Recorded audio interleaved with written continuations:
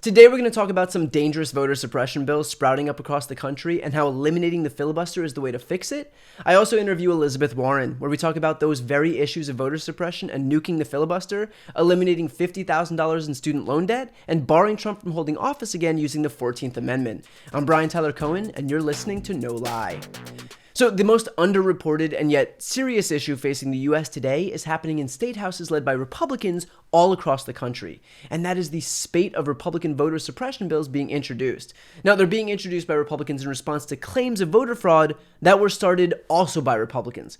Basically, Trump needed an excuse to try and steal the election, so he told his voters that the election was rigged. Republicans repeated those claims, their voters believed their elected officials, and then those same elected officials turned around and pointed to their voters' worries about fraud as a pretext to pass restrictive legislation. It's all born out of this feedback loop where the GOP wills into existence whatever reality they need to help themselves politically. And so now we're seeing a bill in Iowa that could cut 9 days of early voting and limit drop boxes to 1 per county and block election officials from sending absentee ballot request form to voters. In Florida, Governor DeSantis is calling for legislation to block election officials from automatically mailing ballots to voters who voted by mail before and making it easier to throw ballots away for minor errors. But nowhere are these impending restrictions worse than in Georgia, where Republicans watched 2 Democrats take the Senate, and so instead of, making a better pitch to voters, they've opted instead to make sure that the people who are less likely to vote for them just can't vote at all.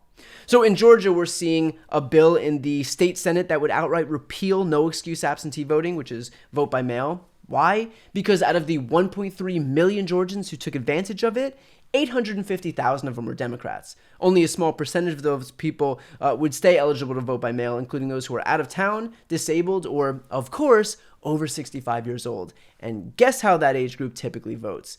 And those who do vote by mail would need a witness signature on their ballot and need to attach a copy of photo ID. All said, these changes would amount to some of the most restrictive voting laws in the country. Now, that was the state Senate. In the state House, Republicans introduced a bill even more egregious, one that eliminated Sunday voting, which is a direct, blatant attack on souls to the polls, which is organized by black churches. Now, whereas black voters made up 30% of the voting electorate in Georgia, black voters made up 37% of Sunday voters in Georgia. So if there was a more obvious way to restrict the voting rights of black people, I couldn't tell you what it was. And of course, the House bill also includes restrictions for drop boxes, shorter periods to send out mail ballots, and shorter periods to return mail ballots. Now, I should mention too, these laws were originally put in place by Republicans. In fact, mail ballots help older and rural voters who might otherwise more easily be disenfranchised. It was only when Republicans saw that Democrats were also using vote by mail that they suddenly decided it was bad. Suddenly, a solution that they themselves knew was an effective way to help people vote was bad because it was helping the wrong people vote. Because the Republican Party isn't interested in supporting democracy, they're interested in their own power, and that's all. Now, there is a way to prevent what are outright and anti-democratic measures, and that is to eliminate the filibuster. The filibuster intact keeps it so that there's a 60-vote threshold to pass legislation in the Senate. And because of the inherent Republican advantage in the Senate, because remember, all of these rural states with a few 100,000 people have the same number of senators as California, it's unlikely that we'll ever have a 60-vote majority. But we don't need the filibuster. It's not in the Constitution, and historically the thing's been used solely to block civil rights legislation. Again, because of the outsized influence of Republicans from states that are rural, sparsely populated, and mostly white. And we only need a simple majority to vote to remove it. But a few Democrats have already come forward to oppose it, and that includes Joe Manchin and Kyrsten Sinema. Now here's Joe Manchin explaining his rationale. Under what conditions would you vote to end the filibuster? I don't think there is any. You understand, I come from the state that had a senator who served this country unbelievable, but the bottom line was he was a defender of the Senate. He used to tell me, Brett, he said, hey, Joe, he says, when I was governor, he says, let me tell you about the Senate. It's a special place. There's nothing like it in the world. He says, why do you think Rhode Island has 2 senators in California, the smallest and the largest? Why do you think that? Don't you think our founding fathers were thinking of basically how the big person couldn't press to the smaller person? Why do you think we have the filibuster? So that the minority has input. This was ingrained into me. And he said, Joe, they even named a rule after me called the Bird Rule. You know what that's there for? Why I put that in?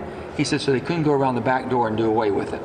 So you're talking about a person that's going to defend the legacy of Robert C. Byrd. Sinema has also come forward stating that the filibuster maintains the deliberative nature of the Senate and eliminating it would afford the majority too much power. Which sounds nice in theory, but that's not what's happening in reality. Because in reality, Democrats need to be able to pass H.R. 1, the For the People Act, and a Voting Rights Act just to make it fair. Like, we're not trying to tip the scales in our favor, we're just trying to balance them. Look at the legislation popping up all across the country, eliminating drop boxes and early voting and mail ballots and making it easier to take voters off the rolls. That is expressly designed to stop people from being able to vote because Republicans know that high turnout equates to better results for Democrats. So by virtue of these moderate Democrats protecting the filibuster, what they're effectively doing is allowing these anti-democratic measures to stay in place, which will then set the stage for Democrats to lose power by allowing Republicans to rig the field. That is the actual result of keeping the filibuster. This isn't theoretical, and it's certainly not a way to preserve the integrity of the Senate as a deliberative body. Republicans might claim that's what it is, but it's not. Its functional use right now, at this very moment, is to block Democrats, the party in power, from enacting legislation that would actually allow them to function as the party in power. And it would allow Republicans to execute their voter suppression methods across the country with impunity.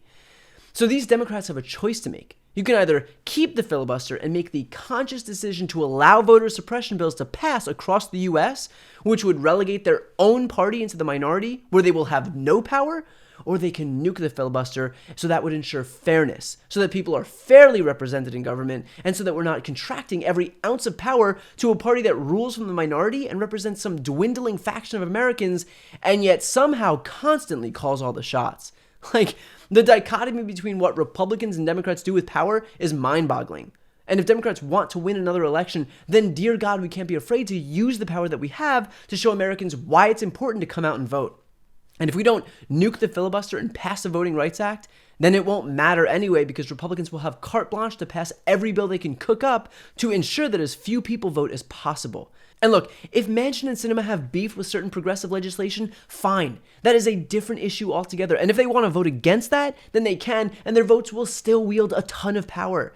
But this is bigger than that. This is about stopping Republicans from legislating Democrats out of government through voter suppression, through gerrymandering, through whatever they can think of. And this is an existential issue for democracy, and there is one solution, and we need to be able to use it. So at this point, I think the most persuasive argument is this. Eliminating the filibuster gives Democrats a chance beyond 2022. Otherwise, not eliminating it is effectively welcoming Republicans to tilt the scale so far in their favor that Democrats won't even have a chance to get elected anyway. It's not a difficult decision. So our job is to keep the pressure on because without voting rights reforms, we could be looking at a fundamentally different country than the one we're living in right now. To listen to my interview with Elizabeth Warren, where we talk about this very issue and more, check out the interviews playlist on my YouTube channel.